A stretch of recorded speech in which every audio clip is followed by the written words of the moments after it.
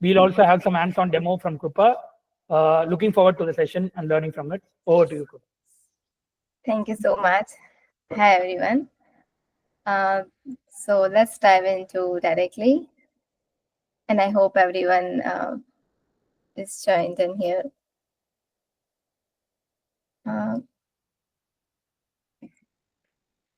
Cool. So this would be the outline for our today's session. So we first just start with the basic introductions of a GenAI. We'll see the history of how Google contributed in the GenAI, because I feel like Google contributed a lot at the point that right now we are right now with the Gemini and all the things that we see in the generative AI. So we'll see the history of Google contributions and the basic generative AI concept, and then we'll see why we are basically talking here Gemma, like why we need to talk. There is also some other model like Llama 3.1 and so on. So we'll see how, like why there is some hype around the Gemma model, what is the open model as well. Plus, then we'll start a deeper diving in some more technical details around the working and the architecture of Gemma model, about how it works, how many embedding parameter, non-embedding parameter it has, like, also like, transformer architecture we'll see a bit. And then on the last, we'll have a hands-on demo with the Gemma on how we can load the Gemma 2 billion parameter model on a Google Colab, plus how we can do the different type of prompting techniques with the Gemma model. And we also have a open discussion around, let's say if you want to build some any generative AI application or have some idea around it or want to discuss, then we can have open discussions or any of the questions that you guys have around this generative AI technology or machine learning, or let's say any general with the topic that we have discussed. Also in between, if you have any questions, then feel free to add here in the chat as well. So we can answer. I'll pause in between in case if any of you has any questions. Cool. So that's main plan that we'll going to see for next 1 or 2 hours. So let's start with the very first basic introductions of generative AI. So as we all know, previously we've been around with the predictive AI age, I'll say era, because at that time, if you many of you building some project around sentiment analysis, NER, object detections with let's say computer vision models and so on. So at that time we are doing predictive AI mainly, where we want to predict some, let's say some future values, where we use regressions and classification methods, tree based, deep learning based method and so on. Then after we have an era of a transformers, and then after transformer LSTM, and then after transformers we came to the generative AI era, where we just not only want to predict. Previously in the predictive AI we were predicting some value, but here we are saying no, not just only predict the value, but also generate something for me. So let's say generate image, let's say write a code for me. So generate a code. I have some long paragraph, but I don't have time to read that. So how to summarize this big paragraph. So summarizations as well. And then image and video description and so on. Then after we are talking with the multimodal generative AI.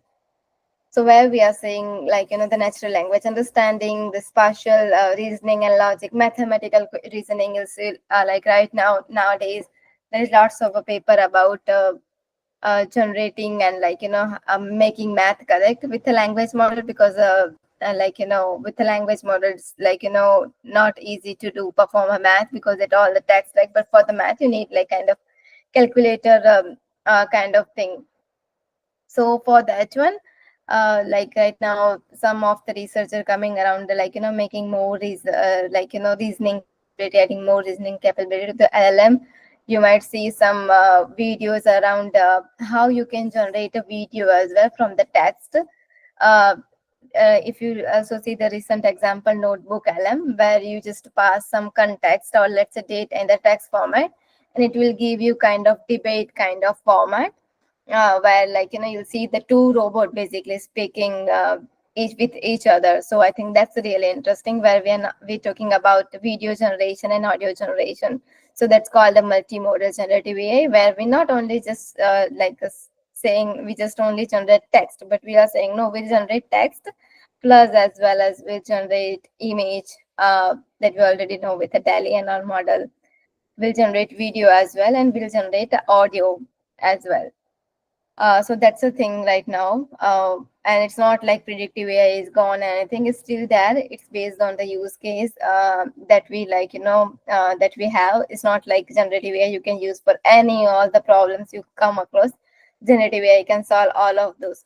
For some of the tasks, predictive AI is still well suited, and many companies, even the MNCs, still use this predictive AI approach as well based on the problems that they have. So this is the revolutions of AI, huge use cases that we came across with. And this is one graph which I made about this, showing the contribution of Google's specifically with the deep mind on this generative AI concept. So in 2025, 2015, we started with the TensorFlow, which is when TensorFlow introduced, so at that time people can easily build a model that's open source, and it's with the Python code you can just few line of code, and then you can have a model. So it basically given access to all those person, using all the persons can basically use and make models with the AI. Then in the 2016 AlphaGo champion for the Go game. So that's pretty interesting thing happened in that 16 plus. So Google introduced the TPU, which is tensor processing unit, which making really fast for all those AI models, because we came across lots of data sets. So we need to have some better processor unit more than CPU. TPU is faster, because it directly check with this on the tensors.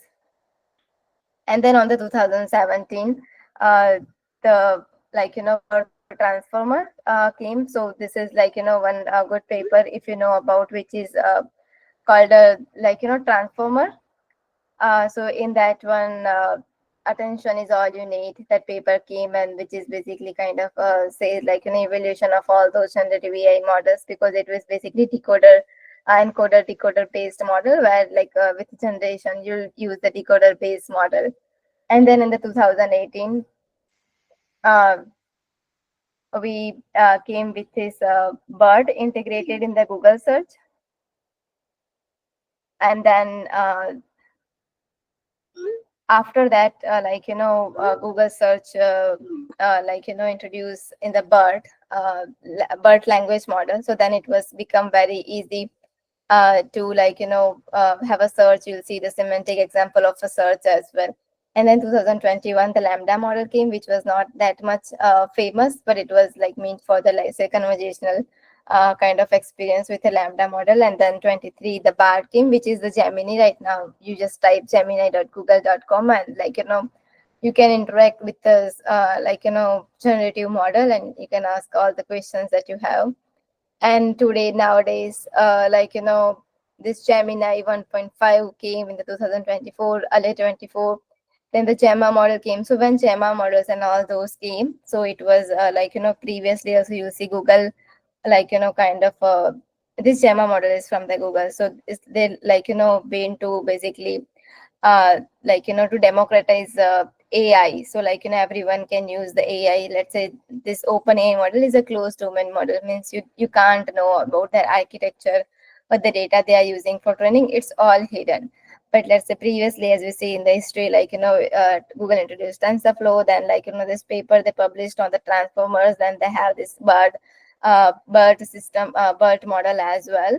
So they've been having some it contributions to the open source community with the Gemini, and now, like, Gemini is a closed source domain, so we don't have much information about Gemini, but they are saying that for the Gemma technology, they use the same, techniques that they used for the Gemini. So we have, let's say, most of all the access with the Gemma model, and we'll also see what are the things, what is mean by open models and everything in the detail as well.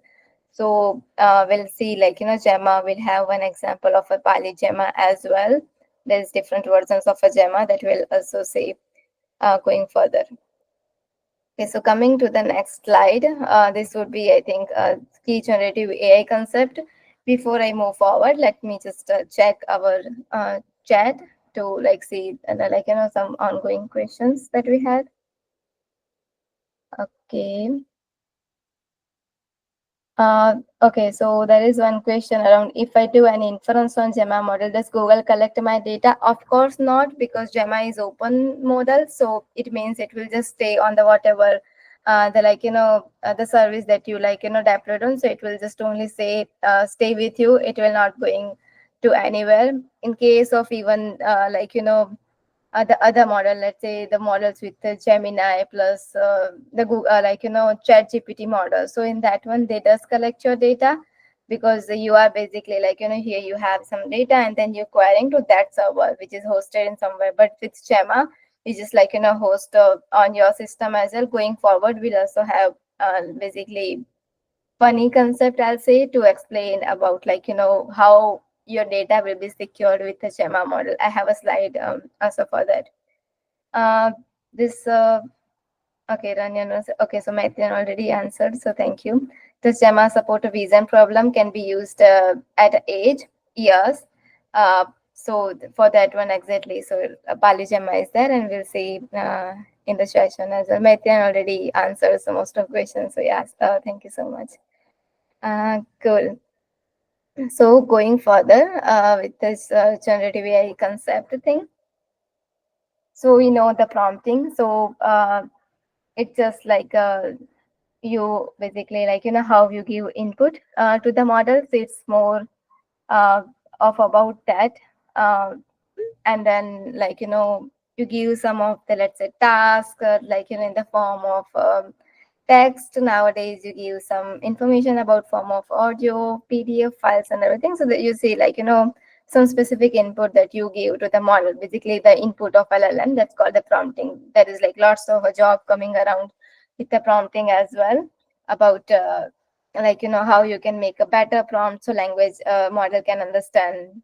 So for example, let's say for human, you ask some question for someone, let's say to XYZ person. So it may happen that person couldn't understand a better your question. That person, maybe that person knows answer, but the question could explain by you easily. So then he or she might say, oh, can you please repeat it? And then you try to give some more detailed some background information about that question, and then you ask the question, then the other person can easily understand it. So same goes for here too. That way the better prompting gives some more context around your question, then it will enable to understand more. Then we have fine tune, where we just pre-train the models using a domain specific data to improve the model performance. For example, you have some let's say this is I think good example. So let's say on this left side I have Gemini 1.5 Pro model. On the right side, I have one model which I have fine-tuned. I'm trying to explain the concept, very basic idea of fine-tuning.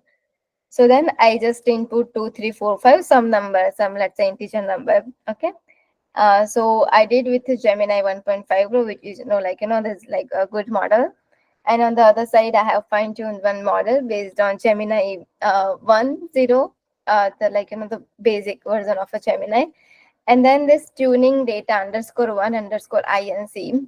So basically what I is saying here with this fine-tune model, this is on the right side, I have this fine-tune model. So what I'm saying here is, whatever number I'll give, so give me the number that comes after it. So let's say if I give you 10, then give me 11.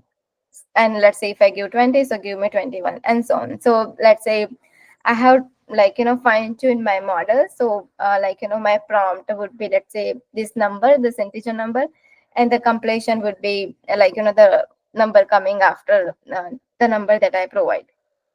So for that one, I have feed around, let's say, 25 rows, 25 example. You don't need too much because this is a very simple case. So I just have, let's say, 25 row having such like some number, and then the number came number plus one. So that was ideal. So I always wanted this number only 2 3 4 5. So the next would be 2 3 4, and always I just, whatever number I'll see, I'll give, I just always want to have in this next order thing. And then on the left side, I have this Gemini. So Gemini don't know, let's say, what I want to have. So maybe I want to have some more prompt to explain. Let's say if I give more prompt, which requires a more token, of course, then it will say, okay, the number came after 2 3 4 5 is 2 3 4 6. But what about it will also have some, let's say, description around it, some text. It wouldn't be just direct number. Maybe I can also have it just the direct number, but for that I need to have prompt. When I have some more prompt, then it means it will require some extra tokens. When I have extra tokens, then it will be also it will be cost for me too. So let's say for such kind of problem where you have a specific input and you just only need specific output. So this kind of case, the fine tuning would be the great choice. Let's say here with this Gemini 1.5 Pro, I can make to this exact same as well. But for that, I need to write a prompt. I can't just directly have, as I'm showing you here, when I said 2 3 4 5, then said that just number, what about it? And then do you want me to, and then it basically say the certain things to me. So that's the the things that you can achieve, but you need some more prompts and everything. You maybe need to parse the data to just get the exact number, or maybe some JSON format that you are expecting from the model, but it will give you some extra data which you don't want. So for such kind of cases, fine tuning would be the perfect choice. Then we have a rack. So I think all of you might have heard this term, or very frequently, because that's a very common term that we right now have in this in the AI domain. So what the RAG means, retrieved augmented generation, does is, let's say you have a question, as I'm not sure if you can see my pointer here. Let's say first we have a prompt, or let's say prompt plus query. You want to ask us something, it just directly. So let's say computer here means you just interact with the, let's say the system that you have. In that one, it will have the query, and then it will search for the relevant information. So for example, you have all the data around let's say the country, let's say different countries, considering it's in the chunk format. And then it has, let's say, paragraph about India, paragraph about, let's say, USA, paragraph about Canada, and so on. So all the country data you have. Now the query is, let's say, what is the main places to visit in the India. So then it will search the relevant information. So then it will pick all the chunks which is only talking about India. So previously, with the prompt, before RAG, you need to give all those information, which is actually providing most information to the LLM, and it may also confuse because you are providing much more information than needed, and then it will give you answer. But here we are saying whatever my question is, so just only pass to the LLM. So here we are basically, RAG is nothing but basically it's doing filtering to your input, like the paragraph, basically the long paragraph that you have. So then here I'm saying only search the relevant information. So only search, only give me the paragraph which is talking about India.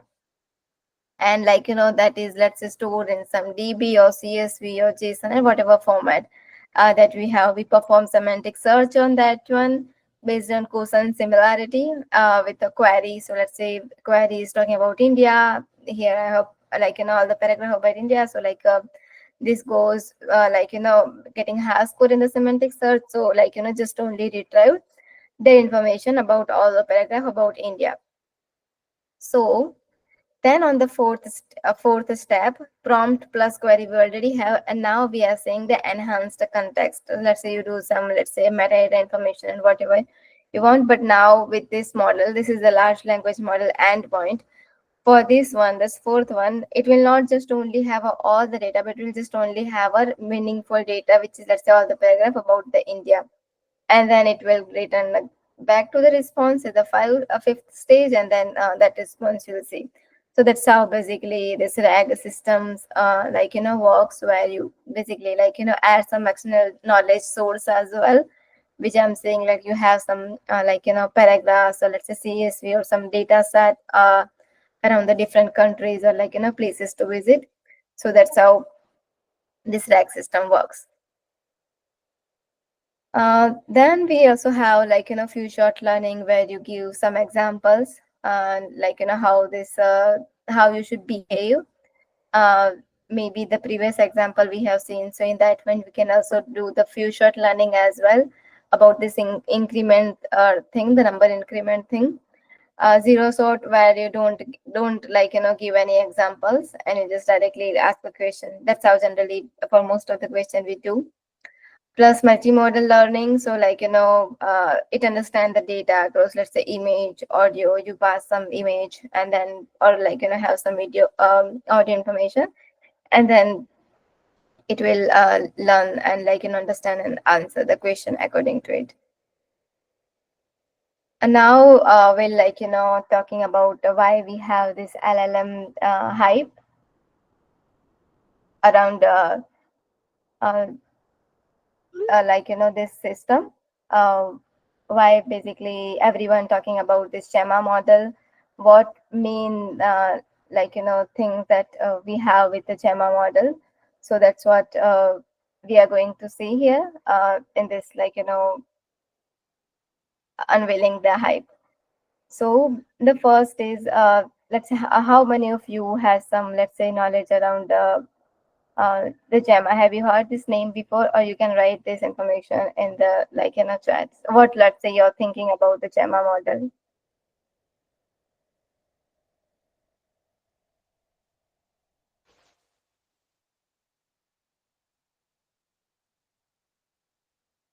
Okay, heard but not used.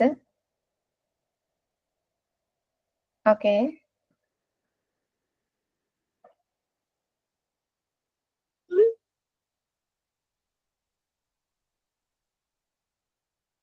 Two sentence. Right,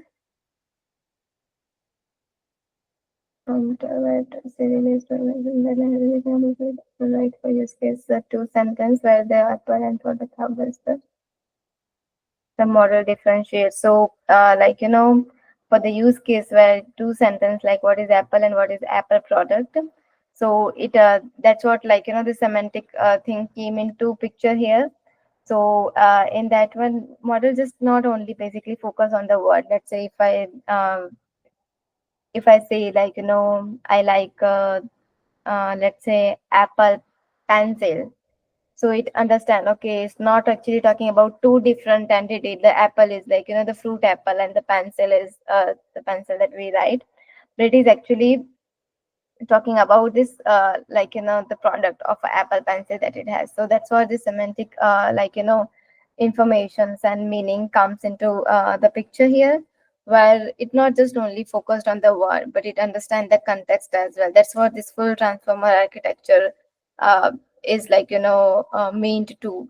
We just not just only have word based search, but you just understand that semantic around it. The same way, let's say right now Google understand, because Google has a bird inbuilt behind this Google search that we also seen in the history of a Google. Okay, so seems few people heard but not implemented, not heard, and so on. So Gemma is an open model. What is open model? That we'll also see. The Gemma is, let's say, the developed by the Google's from the DeepMind team. It is same research and technology as I mentioned previously. The Gemini model is, Gemini is not open models, because you can't know there is no basic information available, official information available, that how Gemini got trained, or how, like, what the data they feed into train Gemini and everything. But they are saying Gemma, this is another open source model, and this is basically used on the same technology and same research that they have used to create a Gemini model. And now this, power of Gemma. So let's say why we talk about power of Gemma. Someone also asked a question about if we can, deploy this Gemma model on the edge, or let's say some devices, Raspberry Pi, or some, let's say in the devices. So yes, because it has a, it is comes in the different variations. You can have like 2 billion, 9 billion, and 27 billion. So it's different in the size. So smaller model you can have into the edge devices as well. So it has the design and architecture will see then unmatched performance at size, because the smaller model means it will have a less time to give you the results. So it will be also faster in the providing the response, plus extensibility and optimizations, because then you have how the model architecture is. So you can adjust your data set and adjust some of the parameter which you can't have access to the other model when you fine tune, let's say Gemini or other closed source model, let's say, even though the model from the GPT-4 o and so on. Community driven innovation, because it is open model. So everyone can talk about, let's say I have kind of Stack Overflow, you go and you ask some questions. So same way with this Gemma model, it's community driven, so it's open model. So many of you and many of other person on the world, they were also experimenting with the model. So they also talk about something, and you can get about the information about what the other person is doing and how they are approaching XYZ problem with the Gemma model. So okay, so Gemma we know is one model developed by Google. Same research and technology they have used uh, for the for the Gemini. So Gemma is almost the same. So now there was a written open model. So we have two things. Even the title also says leading open model. So what is open model? Open source we know. We say okay, this code is open source, this library is open source, so we can make a change. So we all came from the software background, I hope. So we know open source, but open model might be a new term for few of you. So when open source means software source code, the actual code of a software, or let's say library, or let's say some package or anything. While here, open model is mainly it's models, or AI models. It actually related to the components, not code. It may have code or not code, but it is mainly around the architecture, training details, and sometimes the data set. So open model refers open source means the exact code that you have, you have all the information, documentations and everything. But here with the open model, you'll have the details of architecture, the model architecture, the data set training. We also have a question we are basically this is model generating all this information. So what input data that this big company, big tech giant provided. So we have some information about training details, how they have trained, what the AI technique they have used for training. On the other side, with open source, you can modify the code and customize it based on whatever the whatever the the problem that you are solving. But here with the open model, you can basically fine tune, basically, or fine tune the model on the specific target, or let's say your problem. But it will it will restrict you to change original thing in the architecture. You can just update the weights in the architecture, but you can't directly have the access of the let's say the Gemma model. And then let's say it has let's say embedding model, embedding layer is let's say 2 billion or something, but you want to have let's say the same GM model, but you want to have let's say 3 billion, or let's say 4 billion, or let's say 1 billion. So you can't just directly have, you can update the weights but not update basically layers. That's what I meant to say. And then here's, you have a software code on the open source, so you have a full access of how it works because you see the code, and then everything is known to you. With the open models, we'll have a model design. We'll also see the model design for the Gemma as well, but still not have all the details. So few details will be still as a black box, because AI is complex as well in the term of the layers, and how it initialize some layers and everything. So they try to give some information about this training detail, architecture, maybe data set, but still all those details they wouldn't be revealed. So some part would be still a black box. While this closed source model, as let's say this GPT model, so you don't know anything. People may have some predictions. Let's say the OpenAI trained model on the XYZ data, and this is the architecture, but they just based on some of their assumptions and predictions. The official OpenAI haven't revealed much on this architecture about. Let's say they don't say okay, this is perfect architecture that we used to build a GPT-4. They have some detailed documentation about responsible AI and so on, but not all those much detail. So with the open source, in short, you can build and change the software as you like. But with the open model, we can adopt the AI capabilities, and use it in the way that suits for your applications. So why basically why we need open model? So for that one, we also have some previous questions around this data privacy as well. So that will also say it here. So first of all, why open model? So this is Mogembo Kushua, because with open model you can have an option to customize, because then you can customize your model based on your need. And you have a control over your model as well. It wouldn't be like, okay, there is some API, I just signed all the data, but internally what is happening I really don't know. If you don't know anything, then it's hard for you to customize that thing. So if you make customized, so then also the you can understand what's going on. So in future, if you need to change anything, then it will be easy to have. Then this one, which is basically around data privacy and security, because now you deploy all those open model into your server. Let's say even the Gemma, you can also have a run in your local system as well. I think up to Gemma 9B, if you have a great laptop, or let's say system with a GPU enabled, 2 billion you can also run in your local system, or let's say make a API or host, or use any of the cloud source provider, and just build an API around it. So then it will be just with you only. The data will not basically assigned to some external network or to some any other API. You can just have everything in your system, in your cloud source, the cloud server that you have.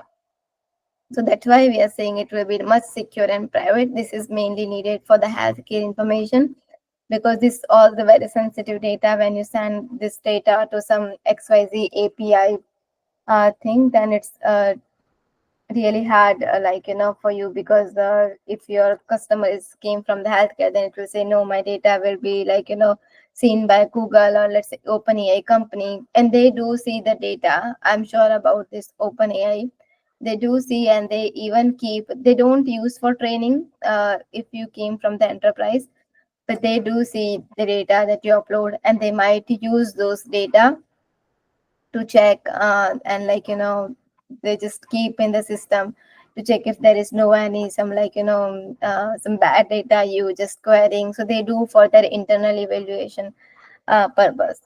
But I mean, who knows if they train, they use the how they use data or not, because you don't have much control. Sometimes they say it and them what they doing. So with the open model, it will be good, because the data will be just in your system, and it wouldn't be go anywhere.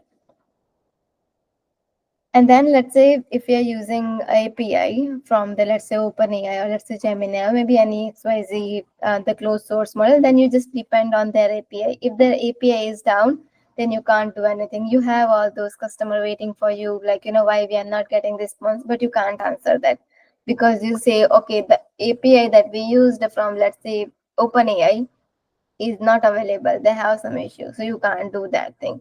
But if you have this, like, already deployed in your system, then, like, when it will be go down, or maybe if that's a mistake by, let's say, from our side, but it wouldn't be like, vendor locking kind of situation, like, vendor is not allowing, or you pay some XYZ amount and then only will give you. So this wouldn't be happen if you just only deployed model in your system. Then you have, as I mentioned previously, innovations like Rukna Muskil Hammonds, because now innovations and all those things you can do because you have like, support from the community. Then this is really important. Like we all basically, like, when querying all those informations, prompting, then we know they charge amount based on the how much token that we provide to them. So with this model, it will be cost effective as well, because you just, like, have in your own infrastructure. So you don't need to pay anything for the, let's say, some API call, or like, some like some contract details and everything, because you just only, like, pay for your own infrastructure on the cloud as well, but no extra API call uh, with this open model because it's deployed in the own infrastructure. So now coming to this, like, model variations of how, what are, like, how you can basically access Gemma model.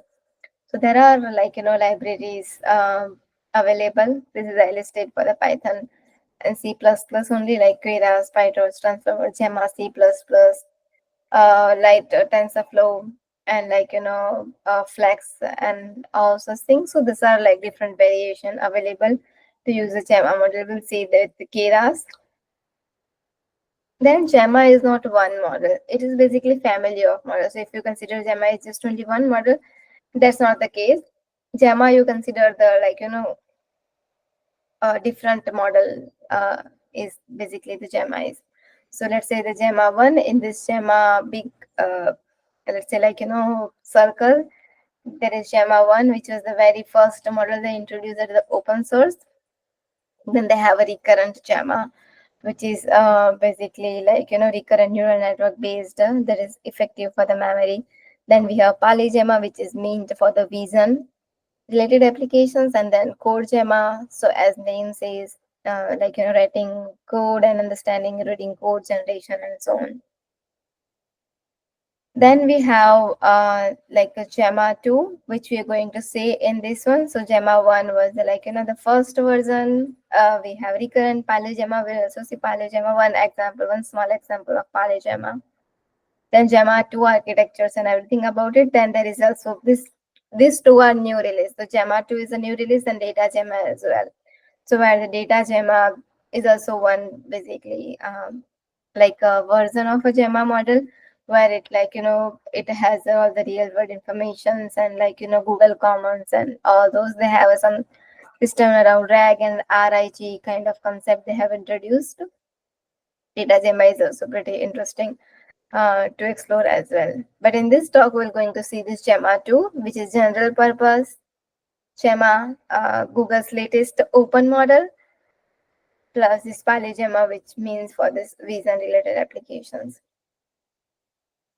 So this is, of course, offers world, like, in class performance, and the speed is also high, and it offers like, some other AI tool as well, which you're going to see. So it says like blazing fast inference on the diverse hardware, because based on the size, of course.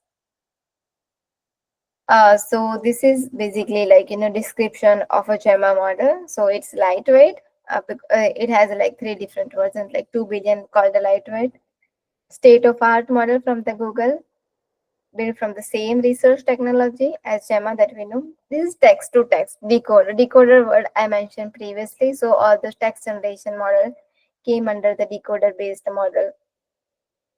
Text-to-text. So Gemma, this right now we are talking about Gemma 2 model only. So Gemma just only understand text, and it will output with the text. So text-to-text. So, like, no any images or anything. This Gemma 2.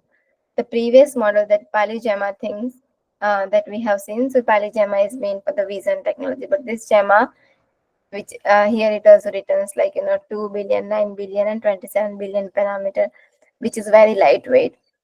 The generally some models around 200 billion and so on, 300 billion. So there's much large, much large language model, but these all models are, let's say, 2 billion, very very less in the size. So that's why it's they call lightweight.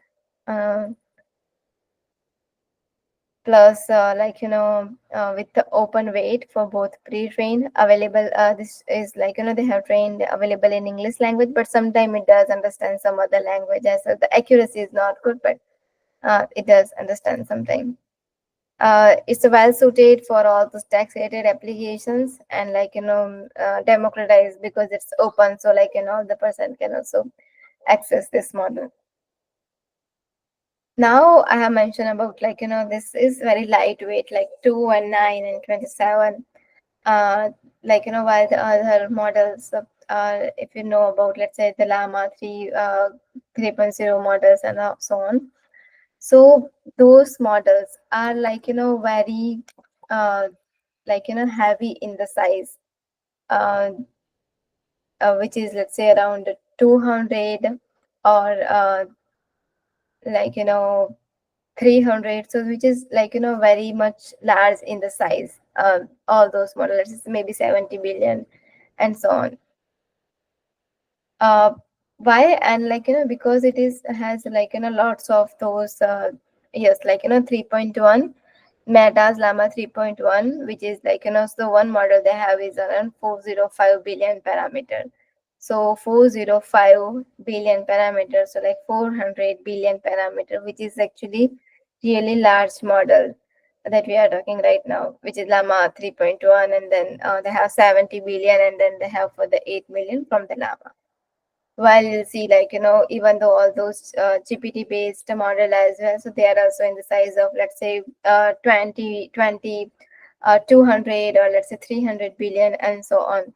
These are very large model in the size. That's why because they trained lots of data, they have lots of parameters, so the model can understand and learn better.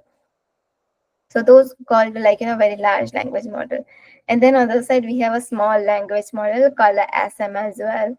So the small language model accuracy is decent, not that much great, because it doesn't have exposure of lots of different parameters, different lots of the data, and in the maybe in the diverse fields and so on. The large language model are well suited for the general purpose, but small is task specific. Of course, it has a as large model, the size is very high, so resource would be much higher. But small language model, so you can deploy easily. That's why basically you can deploy, it's very hard to deploy 300 billion parameters, and because or you can develop, but then you'll have a high cost side as well. So it will have resource would be consumed less, you'll have a less cost to GPU and so on for the small language model. Plus you can also get some information about how it is working, because it's a small language model. But with large language model, it will be mostly the black box things. Right now in the industry, most of the time we for general purpose question, LLM is fine. But let's say if you want to build your own task specific language model, you don't want to all those language model, then people do deploy small language model in their own infrastructure, because we have seen because of all those reasons that we are saying. So it's not like people just only use GPT based model. There is Mistral, there is a Gemma and so on. So people does use a small language model in the productions. Now this is a comparison of how this Gemma 2 model compare with this Mistral model, Llama models, and the previous Gemma model as well. So these are benchmark, kind of MMLU scores, and you have this Hello Swag, then trivia QA. So this basically This is mmlu means like multi-language understanding. So like they have defined the different parameters of language understanding, reasoning capability, the gsm 8K for the math related questions and so on, trivia QAs like normal question and answer, human eval. So there are different, these are all the like different benchmarks. On those different benchmark, how the this model performs having this are the size. So let's say the Gemma one, the first version that we seen previously, it has let's say 42% accuracy, but this newer version have 52. While Gemma came in this three size, Gemma 2, so 2 billion, 9 billion, and 27 billion. So let's say if you compare with this Mistral or a Llama 8 billion, so then you'll see this Gemma 2, how the Gemma 2 has a higher accuracy, although they mostly almost have the same parameters. So the side, this is highlighted in the bold text because it performed Gemma 2 billion perform really well compared to the previous version of a Gemma, and then we have comparison across the different models and so on as well. This is different language understanding, reasoning capability, math capability, and the normal question and answer comparisons and the batch marking thing. Now the training data set. So this will be also we might have a question about this is really I mean much larger uh, models this 2 billion parameters. So how basically they can answer any question that I have. So what are the training data set they have used? So this is a screenshot I have considered it from this KL, which is of official documentations of a Gemma model. So this is from the officials officials website and resources. So they have trained, let's say 9 billion model trained on the 8 trillion tokens, and 2 billion this trained on the 2 billion 2 trillion tokens. For the training, they have included web documents. So basically like kind of web scraping for the code. They also have all the, let's say, open source code on the GitHub. The mathematical training questions, there is some mathematical based data set as well. Previously was GSM 8K and so on. The mathematical text as well, which can able to understand reasoning, some of the symbolic representations, and so on. Plus, they don't just use just a web document. Let's say you have code math and the web document. So much in web we have we do any activity on the web. Either it's you book some tickets, or you post something, or you write a blog, or like LinkedIn post, anything. We generate some content over web. Until now in the web, we have a lots of this web content now, at this current moment. But not all web content is really considered as a good content. It may have some word which you can't not relevant or well suited for the model training, some abusive word, or some some, let's say, bad language and so on. So for that one, because the internet has a good data plus bad data, so for that one they have a specific data cleaning and filtering methods as well. So once they collect all those data, then they have this kind of different filters as well, the CSAM means that was about child scheme, children abuse kind of. So they also remove abusive language and so on. Some sensitive data filtering, so let's say on the internet you might see some, let's say, personal identifiable information. So also remove this one, because it shouldn't be like someone is asking some question, it will basically revealing all those secret information about some XYZ person or any organizations. So they have a different filtering approach to remove sensitive data, plus remove all those bad language and so on. So the data would be good and cleaned, because we also need to develop the responsible AI as well. So they also focused a lot on the cleaning of the data. So now we'll see this Gemma in the Google Studio. Have you aware with the Google Studio? You can type in the chat. So if most of people are aware, so then we'll have some days time allocated for this explaining of Google AI Studio. So have you heard this name before or used the Google AI Studio before?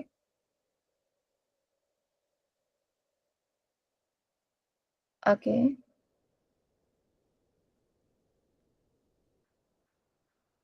So yeah, so seems like most of people haven't used, or maybe they don't know much about Google AI Studio. So I'll just have a few minutes to explain Google AI Studio.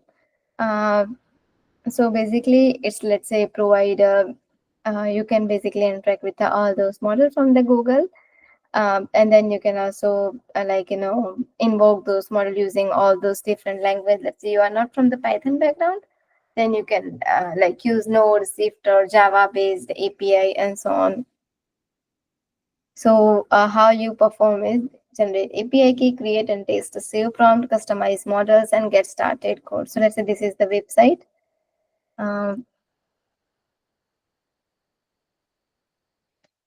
Let me copy this and add this in the chat, so you can also.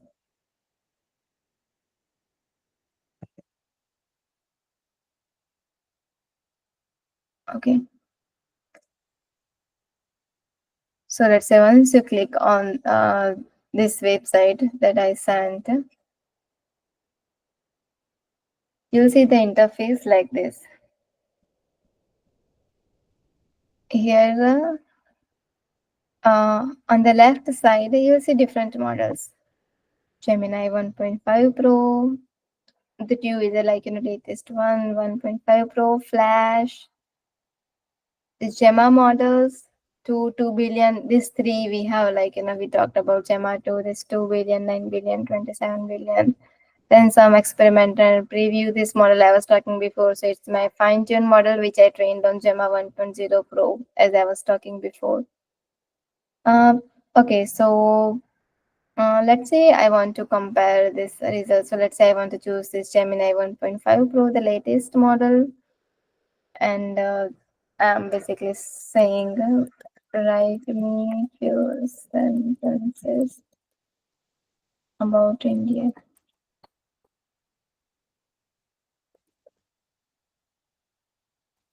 And that's the places to visit. And I click here on the run, and now this Gemini 1.5 Pro model is running, which give me answer in the 4 seconds. So this is how generally you can interact, or let's say you can ask any question. I'll have some previous examples and so on. So let's say tweet, you can ask for, let's say, cooking recipes and so on. You can also have like this was some previous example that I had. So I pasted this image here. This is example of multimodal, by the way, if you're curious. So I pasted image, and then I'm also asking some question like what's the content in the image in detail. So I captured this image. This model is not trained on those image. I mean, not just only on this image. So this image is very new for the model because I captured it. I just only captured, so it was just in my system. But now I'm basically doing some inference with this image, so it basically give me the answer. So that's how you can interact with the model. Just type here questions, user model, and then you want to have a JSON model code execution function calling. You specify your functions, add safety settings. So this was this all the different contents, that how much I want to block, or let's say I want to block, let's say, civic integrity, dangerous content, hate, and so on. I can control this temperatures as well, this count token. Now let's say I want to have direct code for this one. So then I just click here on the get code. I want to have a curl request, or let's say we'll have a different option here. Let's say I am more interested in the JavaScript. So then it will give us all the code. Just copy paste and run in the JavaScript. I want to get a code here. Here it needs Gemini API key. all those generation config that I have, we can also modify it. This is the model name, model to start. So here I was like, basically said it, and then this was the model. So this is like, this would be the like, so next time you ask anything, let's say then we say, write me a few sentence about, let's say USA. So then it will also answer, and then you can get the response. So the code, everything is here. You just like copy and then you're good to go. Now for the API of how you can get the API, here you get the key, get the API key, and then you just click on create API key. Few API key you already have in the paid billing subscriptions. So you just like, click on create API key, and then you can get the API key. For few time it was a free, but right now I'm not sure if that's a free or not. Previously it used to be free, but I just need to double check on those things. Now let's say I want to compare. So previously when we have asked this question, okay, so now let's say I want to compare different model. So I click on here, compare.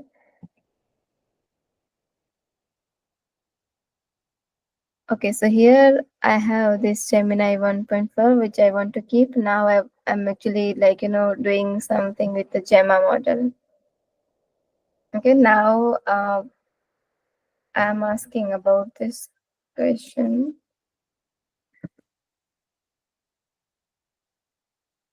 About, let's say, Dubai and places to visit. What I'm doing right now, I'm comparing like, two different models. One side I have Gemini, other side I have Gemma 27 billion parameter.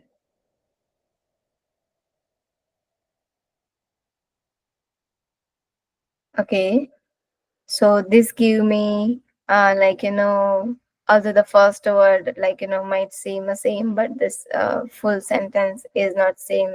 This came in the 4 second. This result came in the 3.1 1 second. And now let's like, try to do the same with this 2 billion parameter.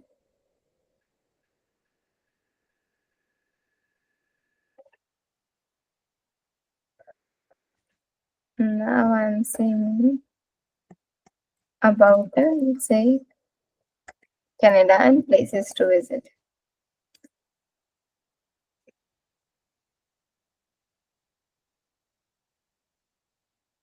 Okay, so this 2 billion was a little bit faster compared to the Gemini 1.5 Pro. And then it also gives like, different results as well. The few may same, but like the overall the results and everything is like different. So let's say other side we have choose Gemini 27 billion. This exercise right now I'm just like trying to showcase you the comparison of different model. And have you noticed the time? Let's say if you run 27 billion and 2 billion, you will see the 2 billion would be much faster compared to 27 billion in the result, like the seconds that we see here. And for let's say XYZ task, we can also check, okay, should I go with the Gemma model? Should I go with the Gemini model? So then you can also take some decision here by like, this kind of UI as well. So Studio is like, you can get a code.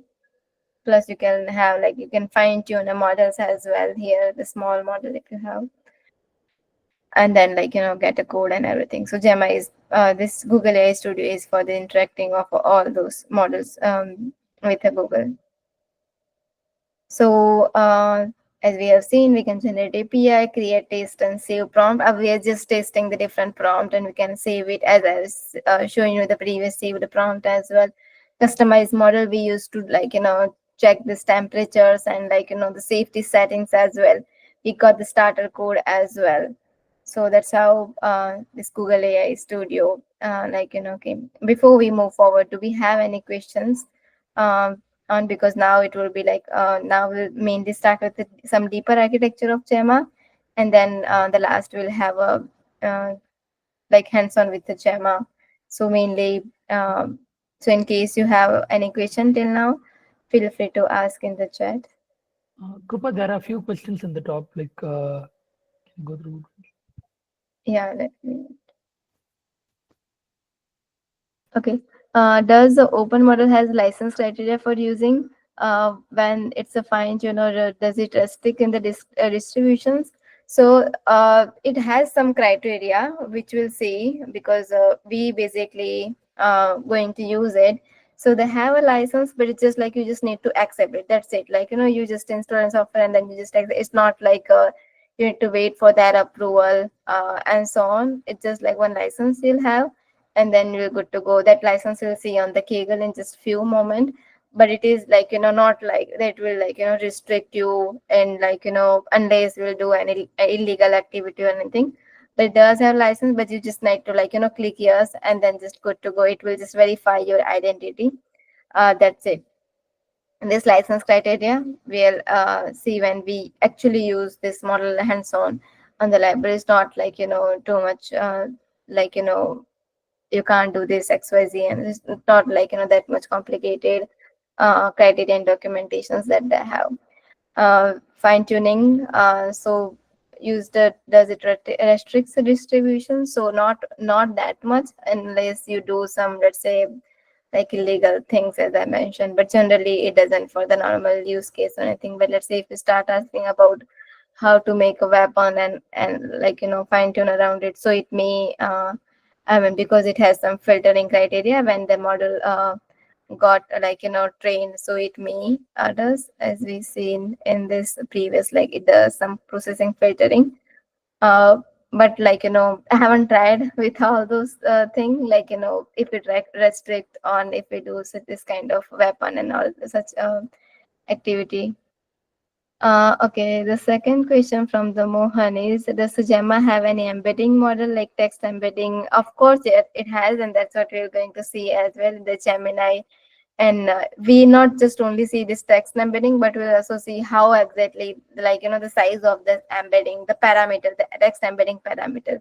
This embedding will have every, because here we talk about like, generating of a text, understanding of text. So text modeling should be, of course, there for the Gemma as well. And also Gemma is built on the same technology as the Gemini.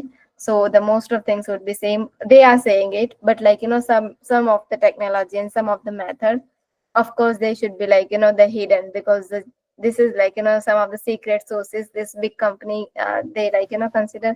Not everything they're going to publish, but yes, text embedding is the like, thing. So all like, has it.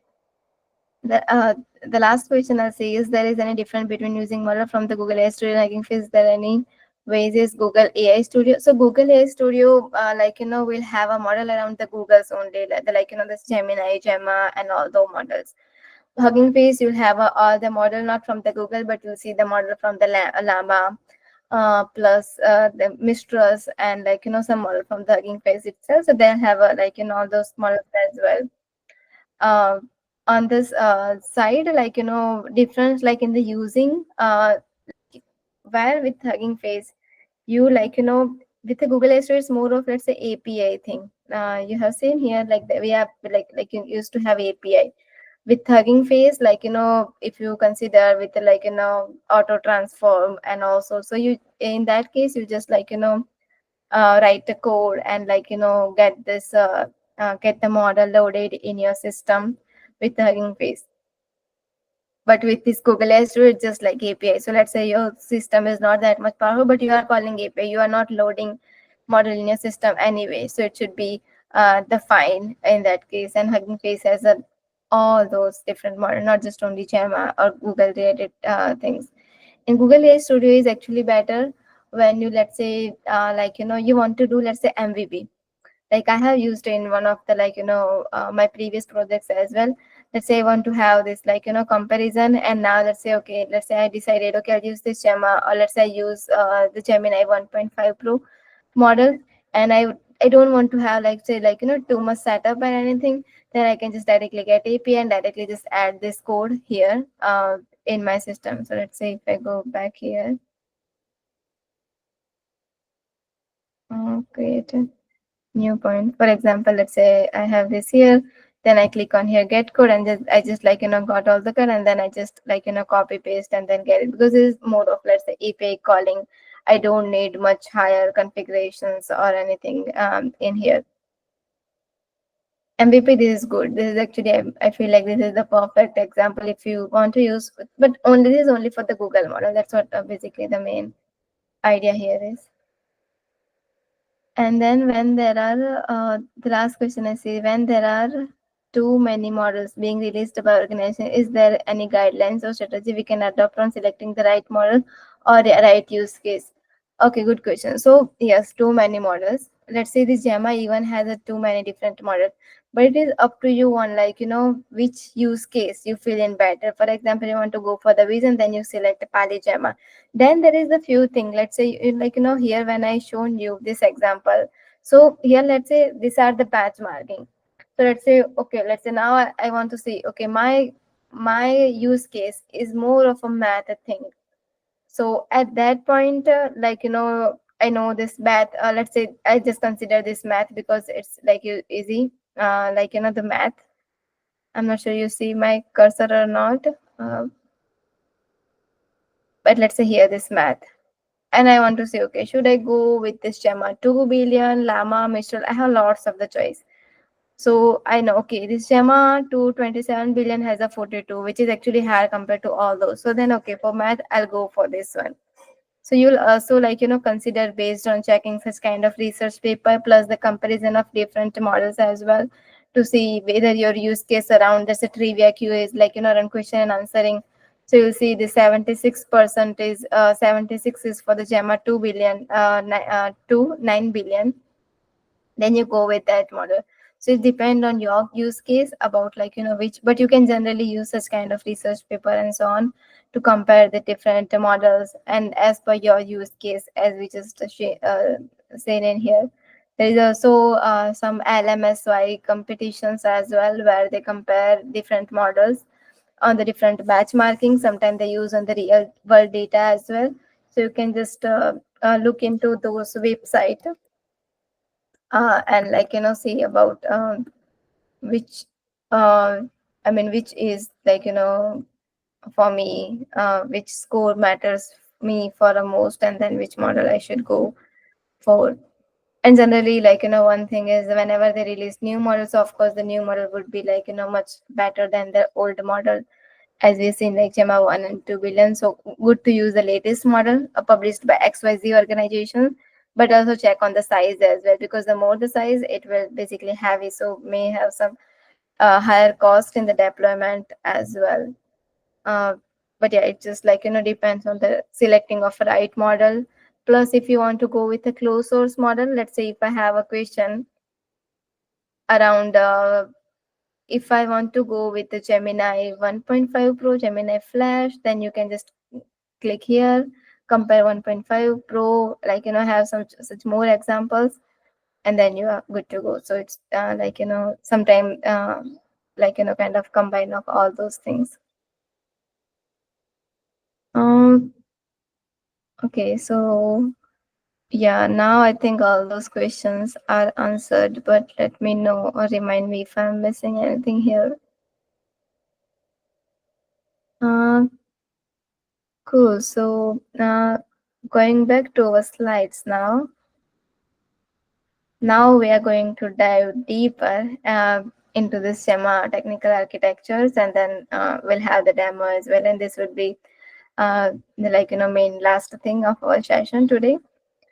So this is the, like, official from this Gemma 2 technical report, and I also have this link here on the technical report in case you want to read it, like, more further from the Google DeepMind. This is like full. Let me send this link as well. So this is full technical, like, report on the Gemma 2. So what is basically new technology here, how they can like, achieve this state of art technique based on this just only small parameters. They range for 2 billion to 27 billion, which is actually very less. So here they basically introduce two things. I mean, many things, but main highlighting is, I feel like, two things is one, knowledge distilling instead of next token prediction. So knowledge distilling will see, and then they have this local global attention as well. So not only focused on the, like, local attention, but also focused on the global whenever needed. So that's how it has it like best in the size, performance in the size, and then competitive alternatives as well. And this research paper you can also read to like gain the more knowledge as well. But knowledge distilling is also one of the main keys. I think Open also published one article on knowledge distilling just recently as well. They also think now knowledge distilling concept is like uh, helpful to like improve the performance of a model with a small model itself. Okay, so we'll have this like basically kind of like details about parameters. Let's say this 2 billion, 9 billion, 27 billion. This is these three versions. This all screenshot I taken from this Gemma to the technical report, which is here as per this link you have opened. So this all the screenshot. Let's say this screenshot I just highlighted here in my slide. Uh, so let's say they have this is, let's say, this model size. These are like layers, pre-norm, post-norm. This is like non-linear. So then they use like gated GALU, which is like kind of activations function, if you know the neural network thing. Then they have this is, let's say, their head type, the number of head, KV head, KV, what is KV and Q, that will see as well the head size and global attention span. Sliding window, like only look into, like say, like this, let's say, local sliding window. So this is the size which generally stays the same for the global attention span as well. The vocab size, which is 256K. When we load this information, then you'll see some of the information in the code as well. This is basically this architecture and main parameters for this 2 billion. Then someone previously asked the question about, does it has a text embedding as well as the different model has? So yes, so you'll see this is the embedding parameters. The other side we have this non. So embedding parameters means like text embedding means, of course, text embedding, which understand this text relationship plus like representation of a text and so on. The non-embedding on the other side is around some other parameter of this full transformer layer, not just only about text embedding parameter, but you have a non-embedding. So non-embedding means the other parameters of a, let's say, this transformer architecture. And this other parameters is actually what define the model size. Let's say you see this is 2 billion, this is 8.3, so like almost a 9 billion, and then 26, so it's like 9 billion. So the text embedding, this is, let's say, embedding parameters, and this non-embedding. So non-embedding parameter actually define the model size. So then you might have, okay, how we have this 2 billion. So this is actually came from this non-embedding parameters here. And then this 256 is a vocab size, 256K. So it's like, it has a different vocabulary and also, and then they are saying this is the same as the Gemini. We inherit from the large Gemini vocabulary to 56 entries. So this same vocab you'll see in these three models, and the same they have in the Gemini as well, the Gemini actual Gemini model. And then like they have this like this gated layers and so on. So this is main. Okay, how I stopped. Let me do the slide share. So the gate type. Okay, slide. Okay, okay, cool. So then like this sliding window and so on, and then this non-embedding parameters as well, and then they have gated recurrent unit as well. So that's how this like number of particular layers they have in the each models. Then this is the relevant of like to control token. They say control token. So that's how you can control the model. So for example, this thing you wouldn't see in the like Gemini, or let's say the OpenAI model. So for example, here what they're saying is when that's when user asking any question, then we have a user model answering, then we'll have a model. When you want to start any conversation, then please indicate like start of turn. When you want to end some conversation, then indicate end of turn. Beginning of sequence, end of sequence. This thing, when we do the hands-on, then we'll see how we'll basically utilize this all the actual relevant tokens as well. which is basically used to indicate some model. Okay, this came from the user, this came from the model start and end of the sequence. Then previously we seen KV thing. So if you know the transformer, they have a Q KV vectors as well. Basically here in this link we'll have architecture. So for that architecture, previously I'm putting to explain what is this Q KV vectors. We'll have this in the transformer. Every transformer generally have this. So Q means query, then K means a key, and V means value. So this all basically are the parameter. Let me first show you this.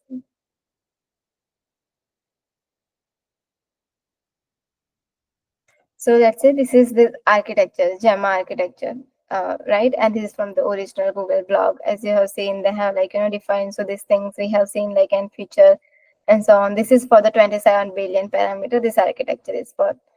So let's say this was your input. Let's say it was dark and stormy, and then we want to have a next word predictions decoder based model. Then we first have a tokenizer. Gemma has tokenizer, and then after tokenizer, we get tokenized the word, and then we embed that, and then we get embedding. And now here is this decoder layer. Then we have, let's say, input no, and then here we have the group query attention. Here they have a group query attention. They introduce this group query attention in this paper as well. We have a K, V, and Q. Then we have a K projection, V projection, and Q projection. So those K, V, Q, that's what basically we'll see here in this side. So this embedding things, we know the tokenizers means token the word of all the input about this K, V, and Q. So here let's say consider one use cases. You are in this you are in the your classroom, you're a student and want to have some question around some topic, right? So let's say you means you as a, so it considered the Q. So let's say teacher is explaining some complex concept. There is also some other students as well in the classroom. So let's say you means the students, you have some query because now you have some questions, but you also want to make sure that the question you ask should be the relevant on the topic. So for example, if teacher is explaining you the concept of gravity, so you shouldn't be asking some other question around it. It should be on the concept on the gravity, right? So let's say you as a student, so that's query means the question you want to ask, the question you have. Okay, and then K means the query. So K means the key, means a summary of because some other teacher is explaining, so not just only you understood all the concept, there is also some other students as well in the room. They also understood something based on their mental ability, right? So they also have some information around the gravity concept which is taught by a teacher right now. So they also have some understanding about the topic. Now the V means the teacher. The teacher has a main in-depth knowledge, right? So V means actual value. So here, this was this example to understand KVQ concept. So now assume, now when this come from the, let's say, next word, so then we have query. So let's say the question was, it was dark and stormy, and then what would be the what would be the next question? So that's, let's say Q, that let's say that's a query, right? And then the other the K values, they'll also have some information around based on what they have trained on the previously and what is being right now asked based on the local and global attention, right? So the K value represent the other information. So K means surrounding other informations as well based on the question that Q has. And then V means the actual the knowledge information, depth, in depth, the actual knowledge information, which we have seen, or that's what we want to predict, or either that actual value that we have seen when we have seen all those different data on the training the transformer model. So that's how this KVQ is. Now coming to this here, so let's say this KV and then the how, so it will be grouped. So that's how it's a group, that means combined of a different vectors of K, V, and Q. That's why it's called the group query attention. And then they have projection, then they have dot scale attentions, rotary positions, and positional encoding means it will be like dynamic on the position of, like, basically rotary means like it will be like surrounding of a position, because in the any of the text it also matters on the what's the location of particular text, because location also does represent. So rotary is like that's what this rotary positional encoding does.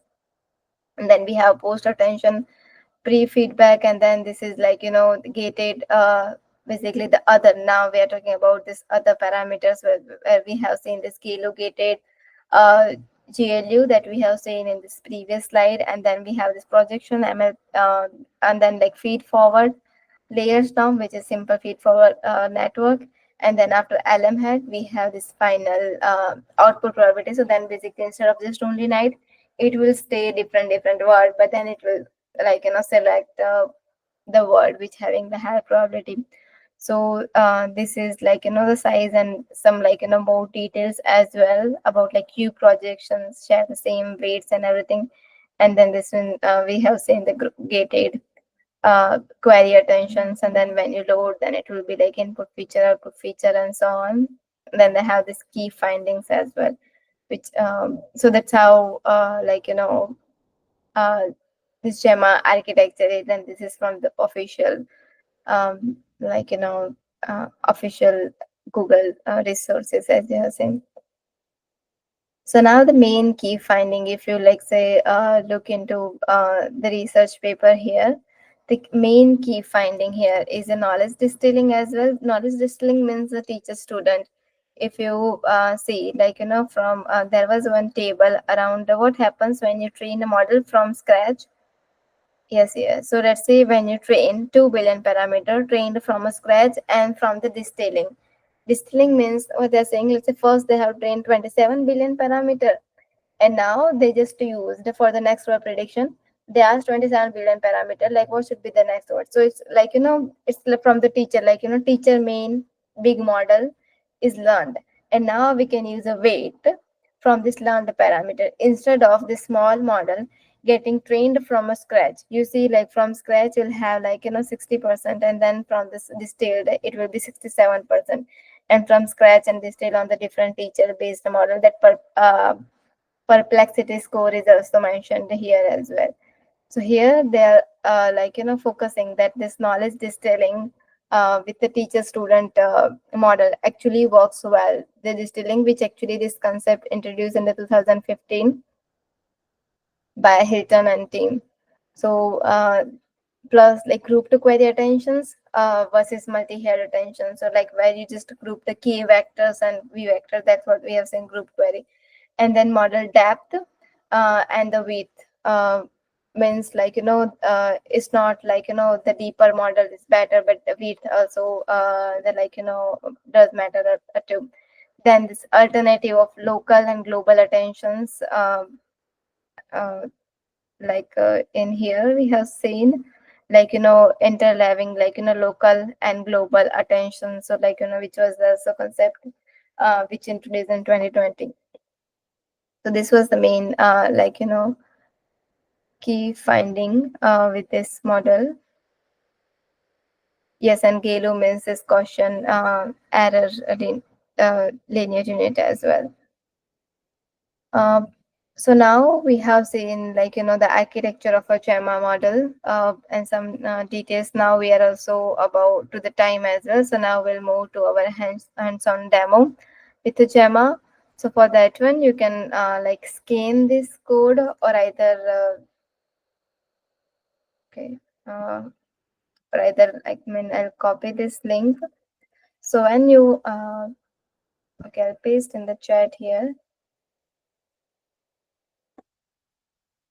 So once you copy this link, you'll navigate to the Colab.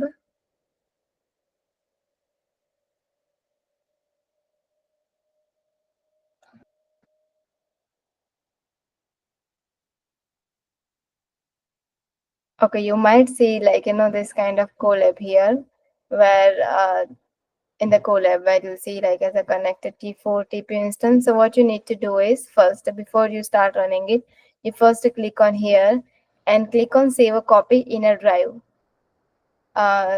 let's say if I click on here, you can also run in parallel if you want, but first to make a copy and then run it, because else you do everything, but it will be not saved in your system. Because item I just given you the view access only, so it shouldn't be like you are making something, but the other attendee is also seeing the changes done by you. So that was just a view only. You just only view, although you can make edit and it look like okay you are editing, but it will be just only last in that session only. So for that you must have, and let's say in future if you want to have access, you just only need to have in this. But if you make a copy in drive, so then it will be saved in your drive for forever until you delete it and you make the change, and then next time you can also see the changes. So once you have the copy, you will see this kind of name like copy of advanced prompting Gemma. Okay, and then here you have seen this instance of, let's say, connect with T4. So you'll connect with the T4 instance. And there is also some description here provided as well. So you can also like refer to these descriptions as well. So now we have talked previously, there was question around like, licensing things as well. So here for license things, we need to use this, let's say right now there was different like, options of using Gemma models. Right now we are using with the Keras NLP. You can also use this with Hugging Face as well. With Hugging Face also you need to have the API, like, just to have this verification thing as well. So let's say here I'll like, for the authentication, you provide my Kaggle username and key. If it like, don't know about how you get it, so you go to this, like here also I might have mentioned.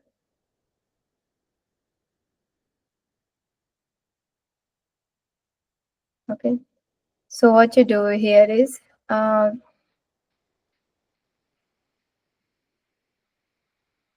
you go to the kaggle.com. It is taking some time to load.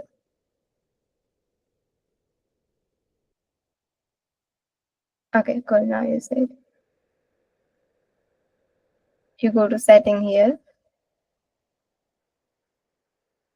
Here you click on the create new account. If you don't have a account already with Kaggle, it's like easy to create account like kaggle.com, and then here you go to /settings, settings, and then create a new tokens. And then once you click it, it will create a new token. Okay, so now coming back to this slide that we have. So then after, once you have it, it will download a file in the JSON.json. Once you click on that one, it will like, it will have a .json file, and from those that .json file, you will have like, Kaggle username and Kaggle API key. So if you're aware with this Colab secret here, you just like, click on +1 here and make a Kaggle key and Kaggle user. So let's say this was my Kaggle key here. So let's say now I'll allow this one here. So if you see, this is some, let's say, value, and let's say this username that I pasted. This is basically good way to save this credential. Let's say this was my credential. So instead of like, revealing that credential in the code itself, I can use this like, secrets as well. So you can like, have this Kaggle key, Kaggle user, like create a new secret here, and then write Kaggle key, and then like, paste whatever value that you got in the JSON. So let's say I have it. So now I'll run this, and now I'll install this dependency. We have seen how we can use a different like, way of using Keras Gemma model. So now we are doing with this Keras. So we are using this Keras NLP, and now we import Keras NLP. Now about the licensing thing. So let's say this is the link. If I click on here,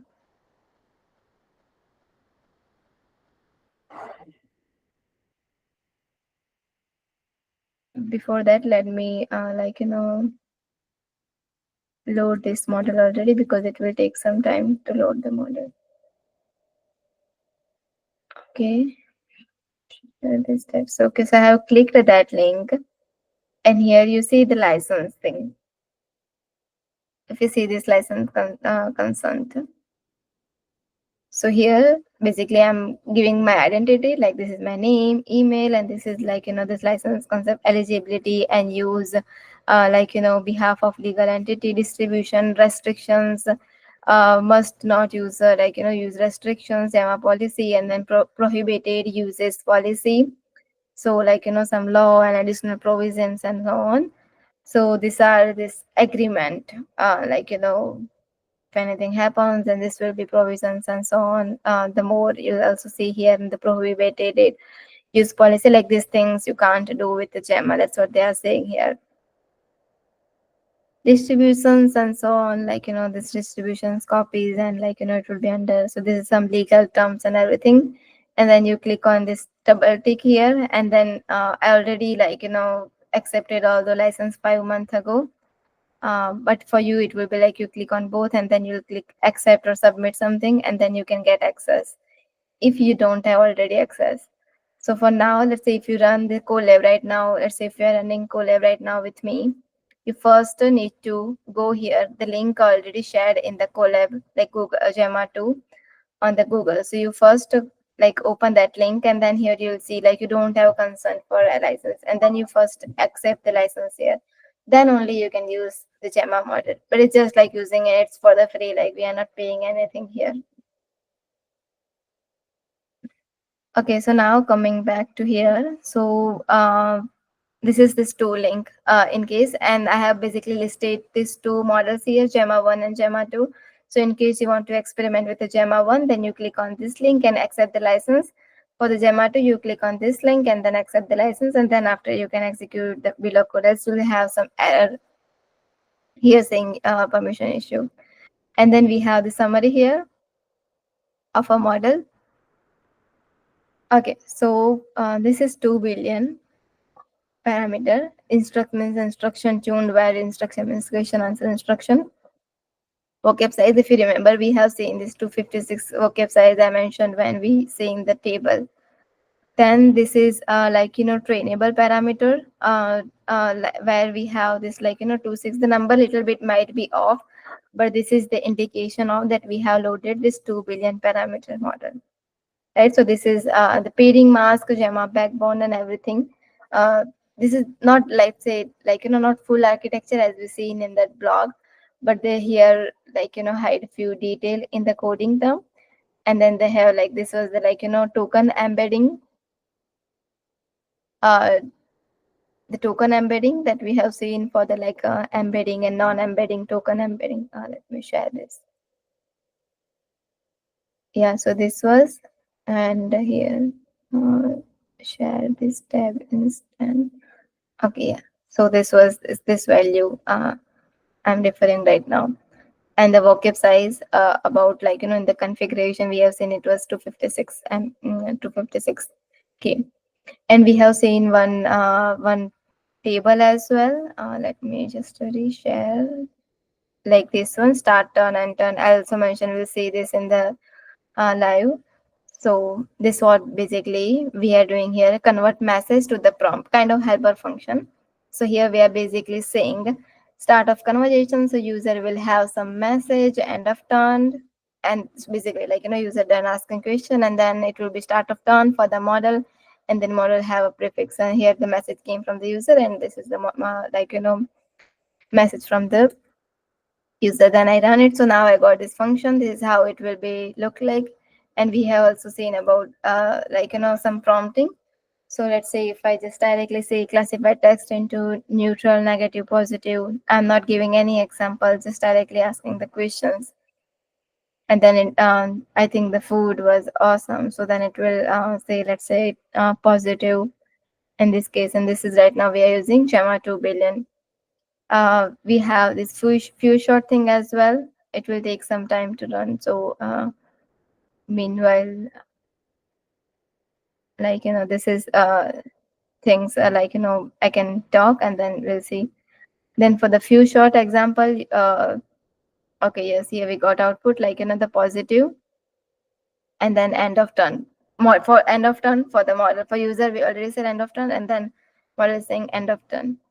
And then here is a like, generate single line of hashtag, and like, have some design. So this is few examples that we are getting, like books, and then say book lover, my book, best book. For the game also, then for the movie, like movie lover, movie, my movie, and so on.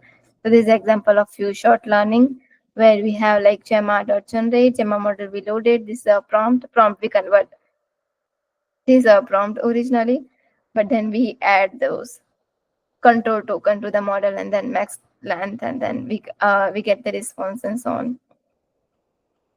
Then zero sort chain of thought means like you ask to have a questions and think about step by steps. So this is example of that. You basically just ask the question straight away, but here you ask it to think by step. So including the number, think, explain your thinking step by step. So a step by step kind of is like chain of thought. Once you think this one, this is step 2. Here it just directly gives you the answer, but here it will give you the answer in the step by step. Then a tree of thought, where you basically ask for a model to debate, let's say input, but not just only have one shot, but you have a different input. So let's say here, which is heavier, 1 kilo feather or 1 kilo stone. So it just let's say give you the 0 is let's say lighter than 1 kilo of stones, whatever reason. Ideally that's the same. Ideally that's the same. But let's say here I'm saying to simulate multi-turn debate of a 3 expert. And then that's why it basically started debating. So expert 1 saying something, expert 2 saying something, and then after the conclusion agreed that the weight of 1 kilo of feather and 1 kilo stone are the same. So this was actually model thought step by steps. But here it just say some answer. So zero shot, that's what the thing, zero shot might not be the always the right choice. But here if we have this tree of thought or chain of thought, then it will be might give you the correct result. Then we have this prompt chaining. So once you ask something and then on the next side you say okay, change my response. So here basically we are saying this is extract the city name, and then after I get the city name, then I'm saying create me the Python valid list, make it uppercase. So that's what we are doing here. And this tool calling where you can call the functions as well in the with the Gemma model. So let's say have some function like get weather data, which is some random choice, and then today, so in today date, and then time as well, but this would be on the UTC time, not as per the IST time. Then I'll have a mapping here, and then let's say here I have some prompt, and then this function run. Now I'm saying what's the weather today. So it will basically execute these functions that I have. So this is basically all the Python functions that I have here, and it will execute. Then if I say what's the time here, then it will fetch me the current time. So this one I run it, let's say yesterday, but it will say me the today's date as well. Like Gemma model, originally Gemma model don't have, let's say, internet data, right? We just let's say loaded that, but we can here call the specific functions as well. By that one we are using some real-time data, getting today's date is a real-time data, having today's time as well. This weather thing I just had in the random. So now you say fetching current time, and you'll say as per the UTC it will be the time, and this is corrected today's date as well. Now we want to do, let's say, much more further, some more complex real world data as well. So for that one, I'm using this live geodata plus currency converter library as well. And now I'm using for the live data, I'm using the city, my current city, and providing latitude and longitude informations. And now let's say I run this, I have few prompts, and now I'm asking what's the weather for the next 10 days. And then it is running, and it is not just only giving me the result, but I can actually produce the graph as well. And this is from the Gemma. So what Gemma did here is it identified the question actually. So this question came onto the category of asking the weather. The second question I also have is about this currency rate as well. So let's say it predicted this thing we have run. So it predicted for those, this is, you see, this is all the date, and what would be the temperature going to be around for the next 10 days. This was some previous graph. At that time this used to be a prediction. And then I'm asking for the USD to INR rate as well. So then it actually calling the function and also giving me the current rate of USD to INR. It is using these libraries, so it might be a little bit off, like this currency converter library in the Python, and I just convert and have it. But you can use any of the libraries for currency converter. I just used this the one simple one.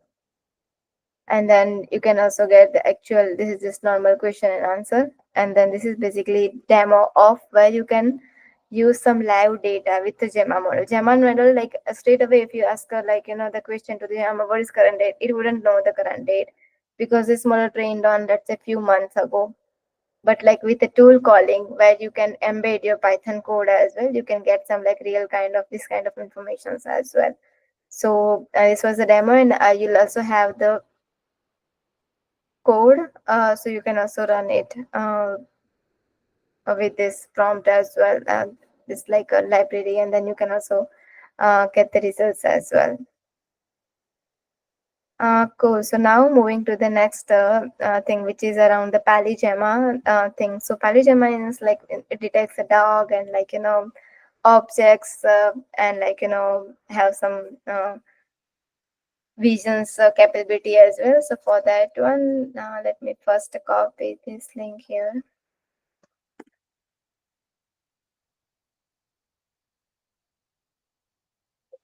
So if you open the same way, if you open this link here, you'll see the Colab notebook, and then this is this integrate Gemma with the mashup. Mashup is a one reason library, so we'll basically have the and then we click on save or save copy in drive.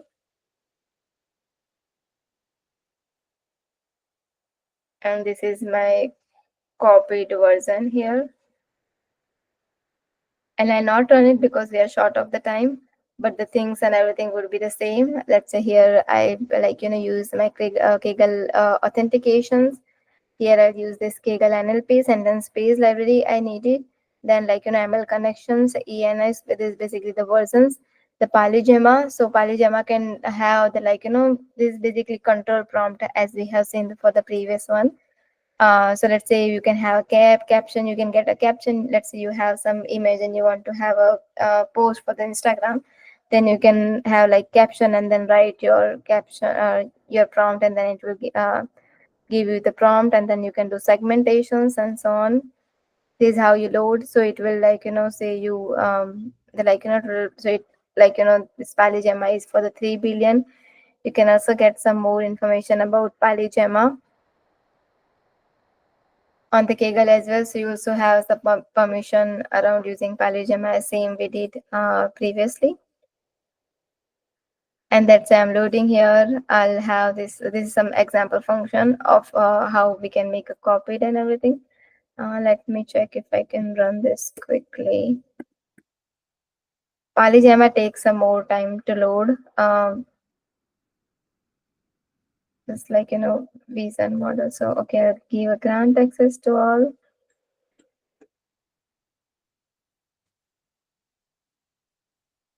And then this is helper function where you copy the image and crop it, read the image, display the bounding box. So for example, if I I pasted this information, this bird image from the Wikipedia, it is reading image. And now I'm saying for the Gemma, and I'm basically using described EN, means the language. Described, and my language I want to use is, let's say, English language. You see previously we had all those things here. We have seen here the language. So let's say here in English language you want to have this described language English.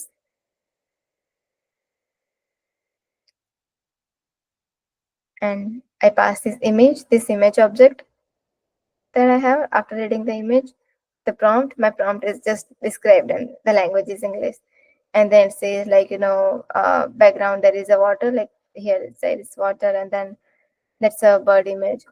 The mashup, if you know, the mashup is from this where you can present everything in the UI. So it's about that. Okay, still downloading. You see this size is, let's say, 5.45 GB.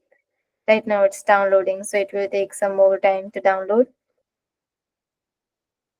But once you have so here we'll have the visuals as well, where you can have if you know the Flask, so Mashup is kind of same, but it just have a more default web things as well. You have, let's say when I run it, I'll have the local servers running setup and everything.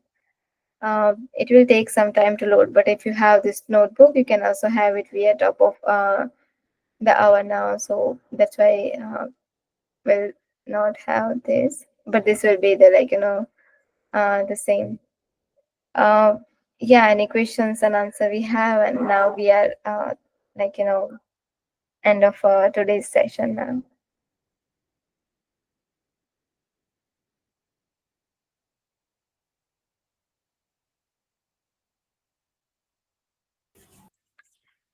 Thank you so much, Siva. Yeah. Yes, thanks a lot for the wonderful session, Krupa. Like it was very insightful.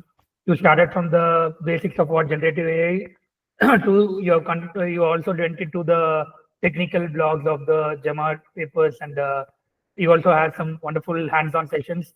And thanks for sharing those notebooks. We'll also go through it from our side. Once again, thanks a lot, Krupa. I learned a lot. I hope the participants also were able to take a lot of information from the session. Hope to see you in some other sessions soon.